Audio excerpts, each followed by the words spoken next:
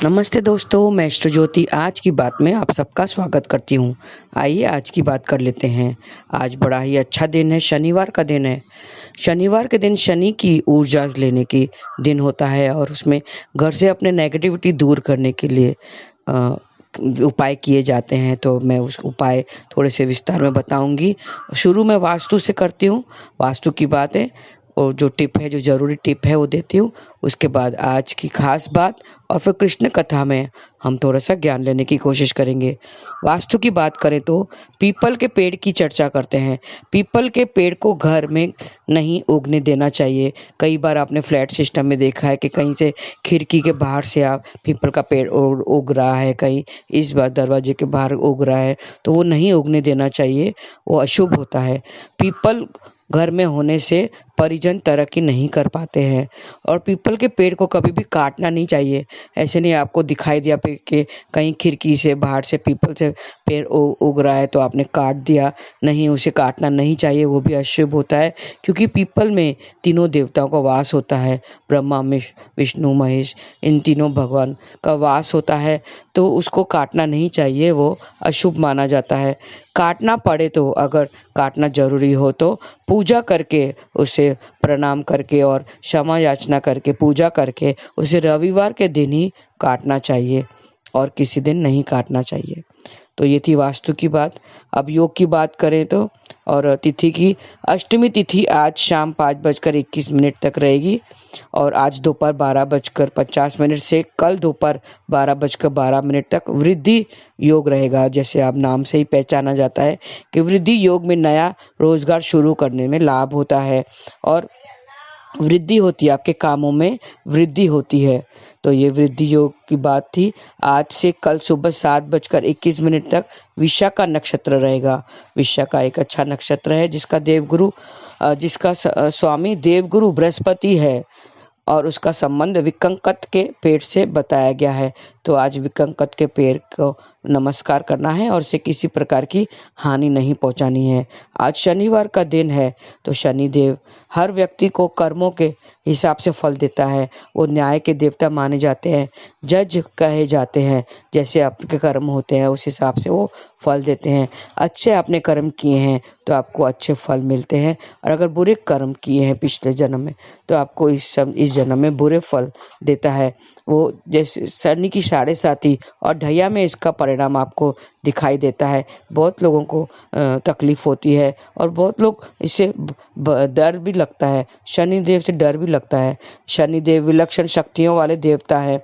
शनिदेव की अशुभ स्थिति में कई परेशानियां आती हैं, आर्थिक परेशानियां और शारीरिक परेशानियां भी देखने को मिलती है। शनिदेव की कृपा होने से हर क्षेत्र में सफलता मिलती है। आज न्याय के देवता शनिदेव का दिन शनिवार है, तो उससे थोड़े से उपाय करके आप अपने दोषों को दूर कर सकते हैं। शनि का संबंध वायु तत्व से बताया गया है। आयु, जीवन, शारीरिक बल, योग, प्रभुता, ऐश्वर्य, प्रसिद्धि, मोक्ष, ख्याति, नौकरी, ये सब शनि का संबंध है। इन सब से शनि का संबंध है, मतलब ये सब के कारक है। स्नान करके कच्चे सूत के धागे को गोला लेना चाहिए आपको। मैं थोड़े से उपाय बता देती हूँ। आज के दिन, शनिवार के दिन शनि के उपाय किए जाने से उसे दोषों का प्रभाव आप दूर कर सकते हैं। आपकी मुसीबतें आ रही है, कई काम पूरे नहीं हो रहे हैं, तो आज स्नान करने के बाद कच्चे सूत का धागे का गोला लेना है। पीपल के तने पर 7 बार कच्चा सूत लपेटना है और उन्हें प्रणाम करना है और उन मंत्र जाप करना है। ओम ऐं श्रीं ग्रीं शनिश्चराय नमः, ऐसा आपको जाप करना है और आपके 7 परिक्रमा करनी है। तो इससे आपके जो भी मुसीबतें आ रही हैं वो सब टल जाएंगी। काले तिल पीपल के पेड़ के पास चढ़ानी चाहिए, तो दाम्पत्य जीवन में खुशियां आएगी। और मंत्र जाप करना है, ओम श्रीं शं श्रीं शनिश्चराय नमः, ऐसा आप जाप करेंगे तो दाम्पत्य जीवन में खुशियां आएंगी। और नीला फूल है, नीला फूल हो गंदे नाले पे बहा देने से आपके सब बुरी नज़र से आप बच सकेंगे। नीला फूल गंदे नाले में बहाना है, प्रभावित करना है, तो आपको बुरी नज़र लगी हो तो दूर हो जाएगी। कटोरी में सरसों का तेल लेकर अपने सामने रखें और मंत्र जाप करें। उनका बीज मंत्र है शनि का, ओम प्राम प्रीम प्रोम सह शनिश्चराय नमः। ऐसा आपको जाप करना है तो परेशानियों का अंत होगा। जप के बाद कटोरी को ढककर एक तरफ रख दें और शनिवार को तेल का दीपक पीपल के नीचे जलाएं तो आपकी सारी परेशानियां दूर हो जाएंगी। आपको मंत्र जाप करना है। जप के वक्त हाथ में काले तिल रखें और शनिवार को तिल पीपल के नीचे रखाएं तो पढ़ाई लिखाई में जो आपको परेशानी हो रही है वो भी दूर हो जाएगी। आज आटे का एक दीपक बनाना चाहिए और उसमें बत्ती लगाएं, सरसों का तेल डालकर दीपक जलाएं तो आपके जो कार्य क्षेत्र में जो आपको मुसीबत आ रही है उससे दूर हो जाएगी। आज आपको शनि स्तोत्र का पाठ करना चाहिए तो परेशानियां दूर हो जाएंगी। शनि स्तोत्र का पाठ जरूर करें शनिवार के दिन। पाठ करते वक्त मुंह पश्चिम दिशा की तरफ रखें और एक मुट्ठी काले तिल बहते जल में बहाएंगे तो संघर्ष, जो आप किसी बात के लिए संघर्ष कर रहे हैं उसका आपको परिणाम मिलेगा, उसका सफलतापूर्वक आपको फल मिलेगा। शनिदेव का ध्यान करते हुए प्रार्थना करें और स्नान आदि के बाद साफ कपड़े पहनने चाहिए और उनका मंत्र जाप करना चाहिए, ओम प्राम प्रीम प्रोम सह शनिश्चराय नमः। ऐसा आप जाप करेंगे तो आपको यश और सम्मान मिलेगा। गेहूं से बनी हुई एक रोटी पर गुड़ रखकर भैंसे को खिलाएं। भैंसे को खिलाने से स्वास्थ्य, अगर आपका खराब है, स्वास्थ्य खराब रह रहा है, बहुत टाइम से आपकी तबीयत खराब रह रही है तो उससे आपको स्वस्थ हो जाएगा और निरोगी काया मिलेगी। तो ऐसे ही छोटे से उपाय करने से आप पीपल की परिक्रमा करनी है। मैंने आपको पहले भी कई बार बताया है कि पीपल के नीचे पहले जल चढ़ाना है, सरसों का दीपक जलाना है और हाथ जोड़कर नमस्कार करना है और क्षमा याचना करनी है कि आपने पिछले जन्म में जाने अनजाने में आपसे कोई भी भूल हुई हो, अपराध हुआ हो, गलती हुई हो, उससे आपको क्षमा करना है, क्षमा माफ़ी मांगनी है उनसे और ऐसे क्षमा याचना करना है। तो कान पकड़कर गोल चक्कर लगाना है, एक परिक्रमा करनी है। तो ऐसे 7 परिक्रमा आपको करना है और कच्चा सूत लपेटना है उसे और आपका जो भी मन में इच्छा हो वो आपको दोहरानी है, बोलनी है। तो इस तरह से आप करेंगे तो आप पीपल का पेड़ से आपको शनि के दोषों से निवारण मिल जाता है, आपके जो भी पाप हैं वो कट जाते हैं। तो ऐसा आप कीजिए शनिवार के दिन, आज के खास दिन शनिवार के दिन शनि के दोषों को निवारण करने के लिए यह खास उपाय है। आइए आज की बात हो गई।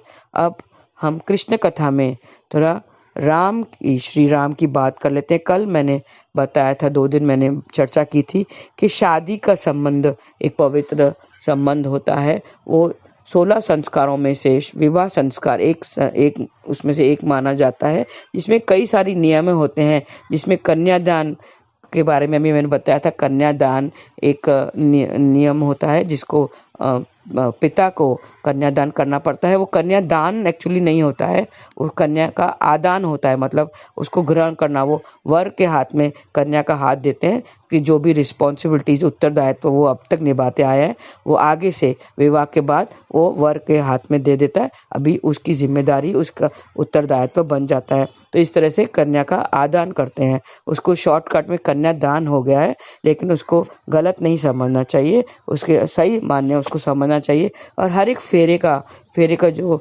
7 फेरे लेते हैं हम, 7 फेरे 7 वचन जो संकल्प वर लेता है, जो वधू वर से लेती है कि हम आपस में एक साथ मिलजुल कर काम करेंगे हर कार्य में। वो जो वर है वो वधू का सम्मान करेगा और उसकी मान को सदा सदा ऊपर रखेगा। उसकी कुछ भी चर्चा होगी तो उसमें उसको शामिल करेगा, चाहे धर्म के बारे में बातचीत हो या धन के बारे में बातचीत हो, तो उसमें हर एक बातों में उसको पत्नी को सम्मान रूप से उसको चर्चा में शामिल करेगा और उसके माता पिता का भी सम्मान करेगा, उसके परिवार वाले को सम्मान करेगा और पराई स्त्री से दूर रहेगा, पराई स्त्री को माता समझेगा। तो ये सब जो 7 फेरे की मैंने बात की थी। अब आजकल जो टीवी में चल रहा है, आजकल रामायण का प्रसारण हो रहा है, श्रीमद् रामायण ये प्रोग्राम चल रहा है।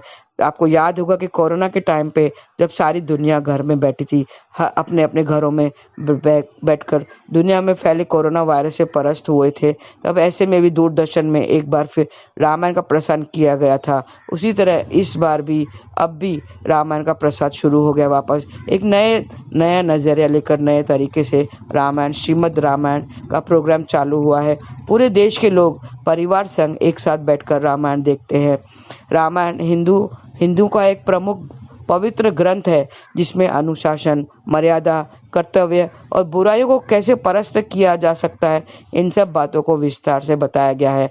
आपको रामायण रोज ही एक पार्ट रोज करना चाहिए रामायण का, क्योंकि उसमें बहुत सारी ऐसी हमें सीख दी गई है। उनमें से मैं 5 सीख लेके आपको बता रही हूँ। रामायण के हर एक प्रसंग में कुछ न कुछ ऐसी बातें जरूर है जिससे देखकर और सीखकर अपने जीवन में जरूर पालन करना चाहिए। रामायण की सीख से तमाम तरह के तनाव और परेशानियों से बच सकते हैं। आइए हम वो सीख ले लेते हैं। जीवन के मंत्र, पहला तो है मर्यादा और अनुशासन। सबसे पहला, क्योंकि राम को मर्यादा पुरुषोत्तम कहा जाता है, श्री राम को मर्यादा पुरुषोत्तम कहा जाता है। अनुशासन और मर्यादा किसी भी मनुष्य का सबसे अच्छा गुण माना जाता है। भगवान राम का व्यक्तित्व मर्यादित और अनुशासन से पूर्ण रहा है। भगवान राम ने अपनी मर्यादाओं और अनुशासन में रहकर जीवन की हर एक जिम्मेदारियों को बखूबी निभाया है। भगवान राम ने इन्हीं 2 गुणों को अपने जीवन में उतार कर हम एक अच्छे इंसान बनकर सुखी जीवन जी सकते हैं। दूसरा है दया और प्रेम का भाव। दयावान बनना और सभी के साथ प्रेम भाव रखना रामायण जैसे महाग्रंथ में सीखा जा सकता है। भगवान राम ने एक साथ कई रिश्तों को दया और प्रेम के भाव में रखकर निभाया है। उन्होंने पुत्र बनकर भाई, पति और एक राजा की जिम्मेदारी प्रेम के भाव से निभाई है। चाहे वो पुत्र बनकर हो, केकई माता के वचनों का पालन करना हो, या भाइयों के समान भाइयों के प्रति जो प्रेम दिखाया हो, या पति बनकर पत्नी सीता, जो माता सीता के साथ में तो प्रेम भाव दिखाया हो, तो अपने अपने रिश्ते उसने बखूबी निभाया है। व्यक्ति अगर भगवान राम के इन्हीं 2 गुणों को अपनाकर चले तो जीवन में हमेशा खुशहाली और संतोष का भाव रहेगा। तीसरा है विविधता में एकता। अगर सामूहिक रूप से मिलकर किसी पर विजय प्राप्त करनी है तो उसमें एकता बहुत जरूरी है। रामायण में विविधता में एकता कैसे होनी चाहिए, इसकी बड़ी सीख देती है। रावण को परास्त करने में भगवान राम की सेना में मनुष्य के साथ जानवरों समेत कई तरह के लोगों का साथ मिला था। आपने देखा था कि राम की जो सेना थी, रावण को लड़ने के लिए ने हनुमान जी की सेना, वानरों की सेना को साथ रखा था। वानरों की सेना में भी ज़्यादा अस्त्र शस्त्र नहीं थे, लेकिन उसने अपने हनुमान जी ने अपने शक्ति से, बल से उसे विजय प्राप्त करवाई। राम समेत चारों भाइयों का अलग अलग चरित्र होने के बावजूद सभी में एकता थी। विविधता होने के बावजूद अगर एक साथ मिलकर किसी भी समस्याओं से लड़ते हैं तो उस पर विजय जरूर प्राप्त होती है। तो हमें बचपन में भी हम बच्चों को सिखाते हैं कि विविधता में एकता का बल। ऐसे हम स्टोरी बताते हैं कि भाइयों को लकड़ी अपने पिता भाई लड़के को लकड़ी लाने का जिम्मा सौंपते हैं, भाई जाओ जंगल से लकड़ियाँ लेके आओ।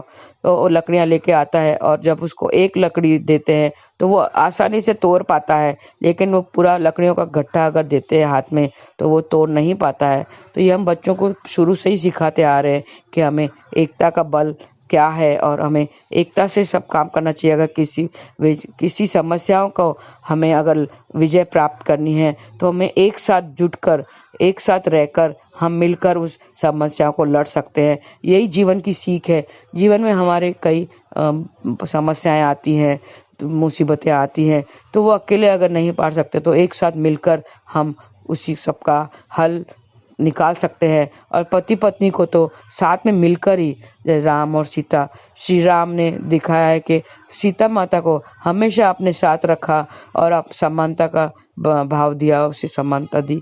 तो क्योंकि उसे साथ लेकर पति पत्नी भी अपने जो भी प्रॉब्लम्स आते हैं, छोटे या बड़े, सुख दुख आते हैं, सबको मिलता है, सुख दुख सभी के जीवन में आते हैं, तो उसे अलग से नहीं निपटा कर साथ में मिलजुल कर दोनों एक साथ अगर बातचीत करके उसका निपटारा कराया जाए तो सारी मुसीबतें हल हो सकती हैं और फिर दाम्पत्य जीवन खुशहाल होता है।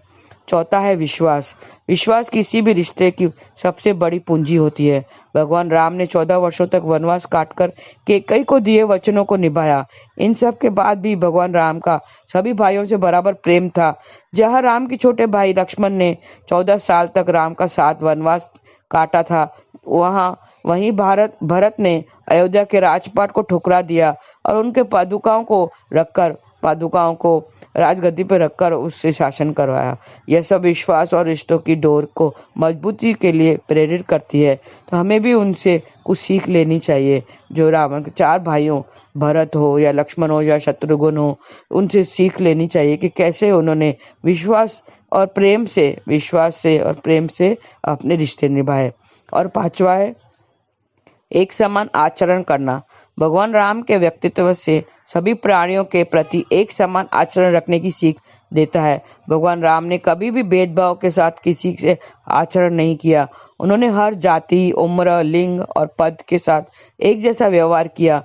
ऐसे में हमें भगवान राम के समानता के गुण से सीखना चाहिए। आपने देखा कि उनके जो सेना थी, उनके राम की जो सेना थी, चाहे वो कोई भी हो, या शबरी भी क्यों ना हो, शबरी के उसने जूठे भेड़ खाए।